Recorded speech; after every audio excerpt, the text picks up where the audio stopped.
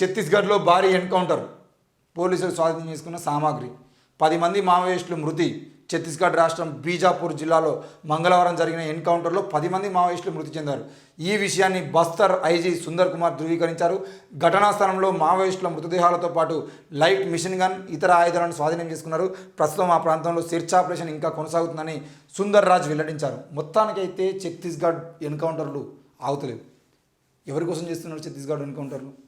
ఈ బీజాపూర్ జిల్లాలో జరిగేటువంటి ఎన్కౌంటర్లన్నిటికీ కారణమేంది? ఈరోజు అదే ఛత్తీస్గఢ్ అడవుల్లో, ఇటు నల్లమల అడవులైనా, ఇటు ఛత్తీస్గఢ్ అడవులైనా, అటు ఒరిస్సా బార్డర్లో ఉన్న అడవులైనా, ఏ అడవైనా పర్లేదు, ఆ అడవులన్నింటిలో కూడా ఈరోజు జిందాల్ కంపెనీ లాంటి కంపెనీలు వచ్చి అక్కడ ఉన్న ఖనిజ సంపదను దోచుకునేటువంటి ప్రయత్నం చేస్తున్నాయి. కాబట్టి అక్కడ ఉన్నటువంటి నక్సలైట్ల వల్ల ఆ కంపెనీలు లోపలికి పోలేకపోతున్నాయి. కాబట్టి వీళ్ళు ఎన్కౌంటర్ల పేరుతో ఆ చుట్టుపక్కల ఉన్న నక్సలైట్లు అందరినీ కూడా ఎన్కౌంటర్లు చేస్తూ ఉంటే, భయభ్రాంతులకు గురి చేస్తూ ఉంటే, ఆ పల్లెల్లోకి వెళ్ళి ఆ పల్లెల్లో ఉన్న ప్రజలని, రైతుల్ని, బాలగోపాల్ సార్ చెప్పినట్టుగా ప్రతి ఎన్కౌంటర్ సంబంధించినటువంటి శివంని మీరు కనుక, అది మహిళ శివం అయితే బాలగోపాల్ సార్ ఒకటే అంటాడు, ఎన్కౌంటర్ జరిగినటువంటి ఏ శవాన్ని తీసుకొచ్చి దానికి పోస్ట్ మార్టం చేసినా దాన్ని అత్యాచారం జరుగుతుందని చెప్పేసి చెప్తాడు. అది ఆడపిల్లలు అయితే ఏ ఎన్కౌంటర్ శివాన్ని తీసుకొచ్చినా కూడా ఆ ఎన్కౌంటర్ ఎట్టి పరిస్థితుల్లో జరిగింది కాదు, వాళ్ళు పోతున్నప్పుడు జరిగింది కాదు, తీసుకొచ్చి కట్టేసి కాల్చి చంపి అవసరమైతే ఆ పల్లెల్లో, ఆ తండాల్లో, ఆ ఆదివాసీ గూడాల్లో ఉన్నటువంటి వ్యక్తులు ఎవరైతే ఉన్నారో వాళ్ళని దొరకబట్టి వాళ్ళకు నక్సలైట్ల డ్రెస్సులు వేసి వాళ్ళని కాల్చి చంపి ఈరోజు పోలీసులు నక్సలైట్లు లేరనే ముద్ర వేయడం కోసం చేస్తూ ఉంటారని చెప్పేసి బాలగోపాల్ లాంటి ప్రముఖ మీద ఏనాడో చెప్పిండు కదా. మరి మీరు చేస్తున్న ఎన్కౌంటర్లో ఎవరు చచ్చిపోయారు, ఎంతమంది చచ్చిపోయారు, వాళ్ళు ఇది ఏముంది, వాళ్ళు ఎన్నేళ్ళ నుండి నక్సలైట్గా పనిచేస్తున్నారు ఏంది అనే పూర్తి వివరాలు ఇప్పుడు ప్రకటిస్తారు. వాటిని ప్రకటించే పరిస్థితులు లేవా?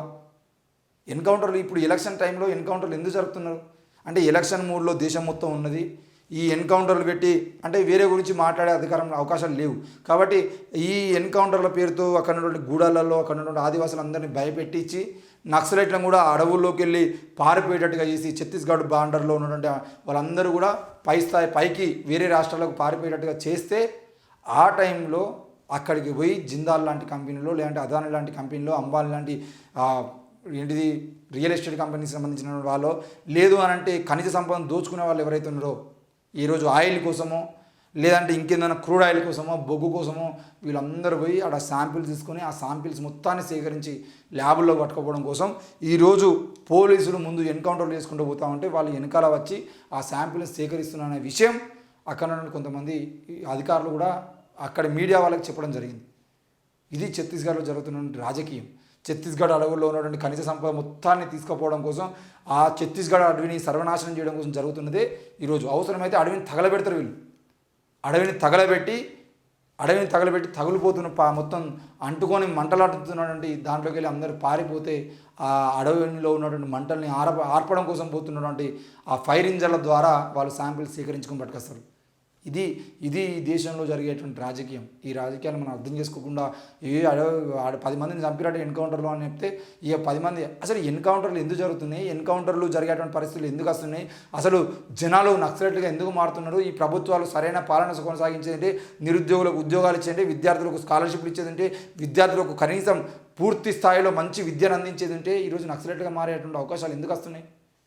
నక్సలైట్గా మారేటువంటి అవకాశాలు లేకుండా ప్రభుత్వమే వాళ్లకు కావాల్సినటువంటి కనీస వస్తువులు మొత్తాన్ని కల్పించగలిగితే, వాళ్ళు వస్తువుల కోసం ఈ దేశంలో ఉన్న ప్రజలకు హక్కులు కావాలి, ఈ దేశంలో ఉన్న ప్రజలకు కనీసం వస్తువులు కావాలని చెప్పేసి వాళ్ళు తుపాకులు పట్టాల్సిన పరిస్థితులు ఎందుకు వస్తున్నాయి? వీటిని కదా మాట్లాడుకోవాల్సింది, వీటిని కదా చర్చలకు పెట్టాల్సింది. వాడు మారిండు కాబట్టి ఎన్కౌంటర్ చేసినాం కాబట్టి మేము గొప్ప మేధావులం, ఎన్కౌంటర్ 10 మందిని చంపినా అంటే సిగ్గుండాలి చెప్పుకోవడానికి. 10 మందిని చంపడానికి, 10 మందిని చంపడం అంటే ఎంత పెద్ద నేరం. ఈ 10 మంది కుటుంబ సభ్యులకు సంబంధించిన విషయంలో, ఆ కుటుంబ సభ్యులు రేపటి రోజున వాళ్ళు కూడా నక్సలైట్గా మారేటువంటి అవకాశం లేదా, ప్రమాదం లేదా?